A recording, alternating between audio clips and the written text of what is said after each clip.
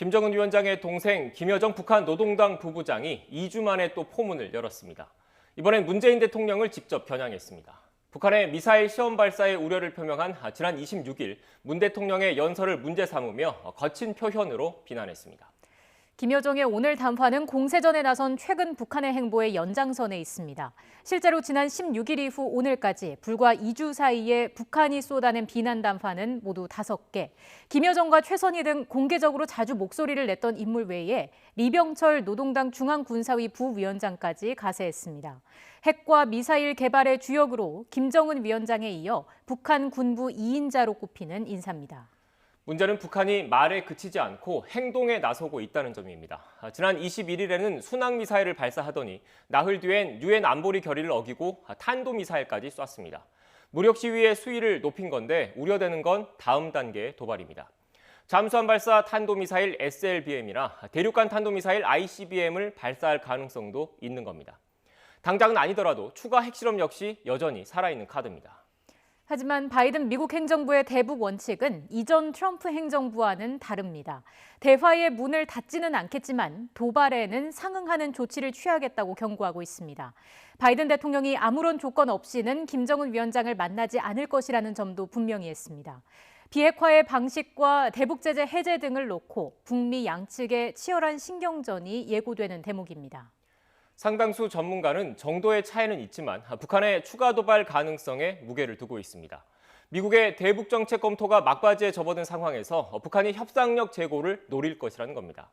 여기에다 다음 달 15일은 김일성 주석의 생일은 이른바 태양절입니다.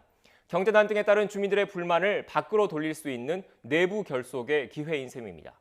북한이 어떤 선택을 할지 단언할 수는 없지만 앞으로 보름 남짓한 기간이 향후 한반도 정세의 중대 기로가 될 것이라는 건 분명해 보입니다. 네, 그럼 취재기자 연결해서 더 자세한 내용 알아보겠습니다. 황혜경 기자. 네, 통일외교안보부입니다. 네, 먼저 김여정 부부장의 담화 내용부터 정리해 주시죠.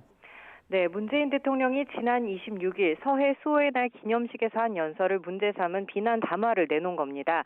김여정 부부장은 문 대통령을 남조선 집권자로 칭하면서 뻔뻔스러움의 극치를 보여줬다고 비판했는데요. 문 대통령이 북한의 미사일 발사에 대해 우려하며 남북미 모두 대화 분위기에 어려움을 주는 일은 결코 바람직하지 않다고 말한 점을 비판했습니다. 김 부부장은 작년 7월 문 대통령이 우리 국방과학연구소를 방문해 연구 성과를 언급한 것도 인용했는데요.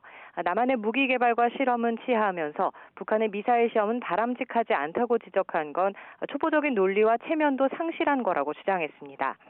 김 부부장은 특히 이는 미국의 강도적인 주장을 빼닮은 꼴이라며 미국산 앵무새라는 비아냥까지 덧붙였는데요.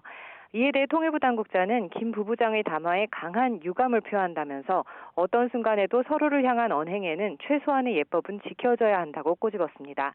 일부 표현 등이 대화와 협력의 상대방에 대한 최소한의 존중이나 기본적인 예의를 벗어났다고 판단되는 부분이 있다는 건데요.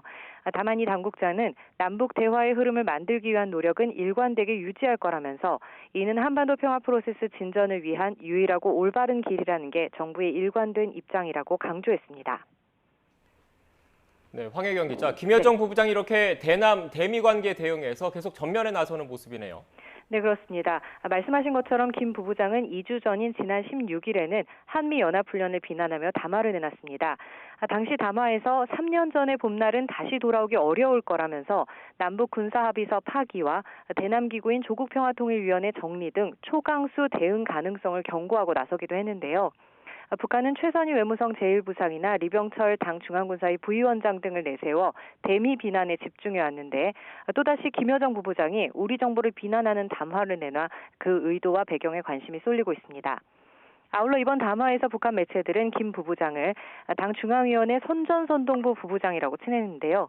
지난 1월 노동당 8차 대회에서 부부장으로 강등되면서 선전선동부로 배치된 사실이 공식 확인된 셈입니다.